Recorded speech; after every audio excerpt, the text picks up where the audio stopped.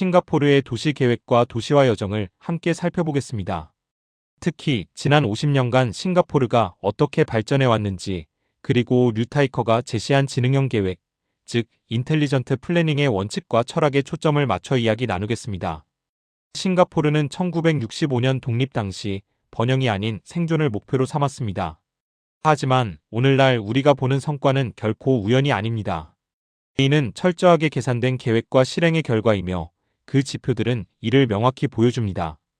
예를 들어 GDP는 20배 이상 성장하여 1인당 GDP는 미국을 상회합니다.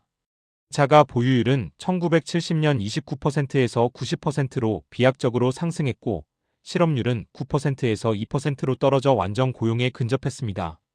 인구 밀도 역시 꾸준히 성장하며 효율적인 도시 관리가 이루어졌습니다. 싱가포르 거버넌스 모델의 핵심은 정치인과 전문가 간의 명확한 역할 분담입니다. 정치인들은 문제 정해 목표 설정, 그리고 입법 및 예산 편성을 담당합니다. 반면 전문가들은 이 목표를 구체화하고 데이터를 정량화하며 프로토타입을 생성하고 최종적으로 실행하는 역할을 맡습니다. 여기서 중요한 것은 상호 존중입니다. 정치인은 전문가의 기술적 영역에 개입하지 않고 전문가는 정치적 목표를 존중하며 최적의 솔루션을 도출합니다. 이러한 상호 존중이야말로 시스템의 핵심이자 성공의 비결입니다. 이러한 계획을 효과적으로 실행하기 위한 법적, 제도적 기반도 매우 중요했습니다. 첫째, 주택위기 해결을 위해 1960년에 설립된 HDB, 즉 주택개발청은 건설업계의 전체 역량을 초과하는 대규모 주택을 주도적으로 공급하며 국민 주거 안정에 기여했습니다. 둘째, URA 도시재개발청은 마스터플랜 수립 및 개발 통제권을 가진 단일 권위체로서 난개발을 방지하고 통합적인 계획을 수립했습니다. 셋째, 토지수용법은 공공의 이익을 위해 정부가 토지를 매입할 수 있는 강력한 법적 권한을 제공하여 국가개발의 속도와 효율성을 보장했습니다.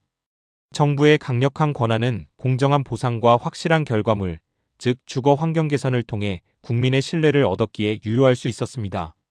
류타이커는 도시계획가를 도시의 의사에 비유하며 진단, 즉 데이터 분석 없이 수술, 즉 건설을 집도해서는 안 된다고 강조했습니다.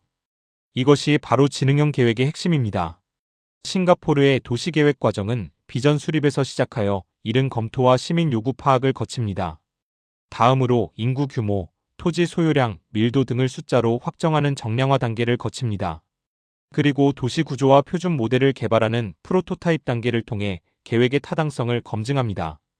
마지막으로 거시적, 미시적 환경 계획을 포함하는 마스터 플랜을 수립합니다. 많은 도시들이 아이디어에서 바로 디자인으로 넘어가지만 싱가포르는 정량화와 프로토타입 단계를 거쳐 계획의 타당성을 철저히 검증합니다. 계획의 위계는 장기적 비전과 유연한 마스터 플랜의 조화를 보여줍니다. 컨셉트 플랜은 10년 주기 검토를 통해 구조와 인프라의 큰 그림을 그리는 장기적 청사진입니다. 반면 마스터 플랜은 5년 주기 검토를 통해 구체적인 용적률과 용도 지정을 포함하는 법적 구속력이 있는 토지 이용 계획입니다. 특히 1991년에는 도심 과밀 해소를 위해 우드랜즈, 주롱 이스트, 탐피네스와 같은 4개의 거점 도시를 개발하여 일자리와 주거를 분산시키는 탈중심화 전략을 추진했습니다. 싱가포르 도시화의 4가지 주요 목표를 살펴보겠습니다. 첫째, 기본적 소요로 주택 및 유틸리티 등 국민의 필수적인 필요를 충족시키는 것입니다. 둘째, 기능은 인프라와 경제 시스템이 효율적으로 작동하도록 만드는 것을 의미합니다.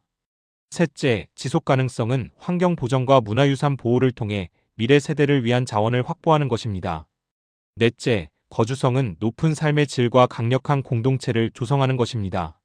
이 4가지 목표의 균형을 맞추기 위해 물리적 환경, 즉 하드웨어와 지원 정책, 즉 소프트웨어가 상호 보완적으로 작동하고 있습니다. 첫 번째 목표인 국민의 기본적 소요, 그 중에서도 100% 주택 소유를 향한 노력을 살펴보겠습니다.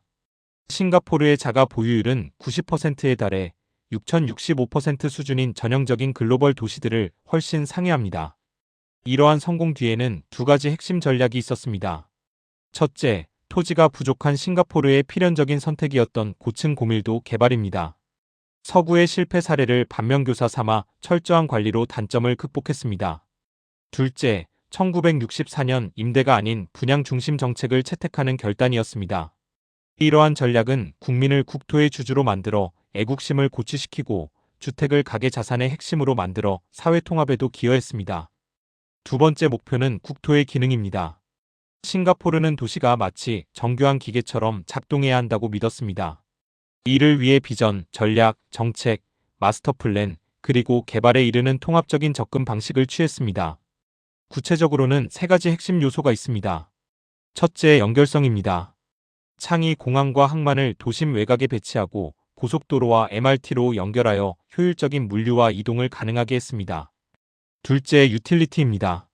1985년까지 전기, 수도, 가스 보급률 100%를 달성하여 모든 시민이 기본적인 생활을 영위할 수 있도록 했습니다. 셋째, 4.15 증후군이 없었습니다. 개발 계획과 인프라 계획이 동시에 수립되며 부처 간 장벽 없이 긴밀하게 협력하여 시너지를 창출했습니다. 세 번째 목표는 지속 가능성, 즉 정원 속의 도시를 만드는 것이었습니다. 이를 위한 핵심 정책들은 다음과 같습니다. 첫째, 환경 보호입니다. 오염 유발 공장, 예를 들어 정유시설은 주거지에서 격리된 주롱 아일랜드와 같은 섬에 배치하여 환경 영향을 최소화했습니다. 둘째, 보존입니다. 7,000개 이상의 역사적 건축물, 예를 들어 쇼프하우스와 자연보호구역을 보존하여 도시의 역사와 자연을 지켰습니다. 셋째, 물 관리입니다. 강과 수로를 자연 상태로 유지하며 공원화하는 블루 플랜을 추진했습니다. 환경 보호는 경제 성장의 부산물이 아니라 처음부터 계획된 인프라의 일부로서 싱가포르의 지속 가능성을 가능하게 했습니다. 네 번째 목표는 거주성, 즉 자족형 뉴타운 모델입니다. 이 모델은 이론적으로 20만 명 규모의 자족적 기능을 갖춘 뉴타운을 기본으로 합니다. 그 안에는 학교, 시장, 커뮤니티 센터가 있는 근린주구가 있으며 3에서 5헥타르 규모로 소속감을 형성하는 최소 단위인 구역이 있습니다. 실제 적용 사례로는 비샨 뉴타운이 대표적입니다. 싱가포르의 뉴타운은 단순히 아파트 단지가 아닙니다. 일자리와 생활 편의시설이 통합된 그야말로 완전한 도시를 목표로 건설되었습니다. 싱가포르 도시계획의 디자인 철학은 형태는 기능을 따르고 기능은 재미를 따른다는 것입니다. 이는 과학자의 머리, 예술가의 눈, 그리고 인본주의자의 마음을 동시에 갖춰야 한다는 의미입니다. 합리적인 이성으로 계획하고 미학적인 관점으로 아름다움을 추구하며 인간의 가치를 중요하게 생각하는 것입니다. 반대로 유행만을 쫓거나 명성만을 위한 디자인은 도시를 망칠 수 있다는 경고도 잊지 않았습니다. 도시계획가는 이러한 균형 감각을 통해 지속 가능하고 사람 중심적인 도시를 만들어야 합니다. 싱가포르 성공의 비결은 빙산에 비유할 수 있습니다. 수면 위로 보이는 것은 기능적이고 지속 가능하며 아름다운 도시, 편리한 교통, 푸른 녹지 등 눈에 보이는 하드웨어적인 요소들입니다. 하지만 이 모든 것을 지탱하는 것은 수면 아래에 있는 보이지 않는 소프트웨어, 즉 건전한 원칙, 효과적인 시스템 실용주의 장기적인 안목, 그리고 엄격한 규율입니다. 이처럼 보이지 않는 시스템과 원칙들이 있었기에 오늘날의 싱가포르가 가능했습니다. 싱가포르는 미래를 향한 시선으로 1,000만 명 계획을 세웠습니다. 현재 인구가 600만 명인데도 불구하고 1,000만 명을 대비하는 이유는 무엇일까요? 1,000만 명을 계획했을 때 실제 인구가 600만 명이면 그 결과는 쾌적하고 여유로운 도시가 됩니다. 이는 미래 세대에게 편안함과 선택권을 물려주는 안전장치가 되는 것이죠. 반대로 600만 명을 계획했는데 실제 인구가 800만 명이라면 도시 기능 마비와 같은 재앙을 초래할 수 있습니다. 따라서 과잉 계획은 낭비가 아니라 미래 세대에게 선택권을 물려주는 가장 현명한 안전장치입니다. 류타이커는 명료함이 곧 용기다라고 말했습니다. 싱가포르의 지난 50년 여정은 대중의 인기에 영합하지 않고 올바른 원칙을 세워 끝까지 밀고 나간 용기의 기록입니다. 그는 또한 도시계획은 국가의 운명을 형성하는 고귀한 과학입니다. 우리는 합리성을 넘어 대담한 비전과 지적 깊이를 갖춰야 합니다. 라고 강조했습니다. 싱가포르의 사례는 우리가 도시계획을 어떻게 접근해야 하는지에 대한 귀중한 통찰을 제공합니다.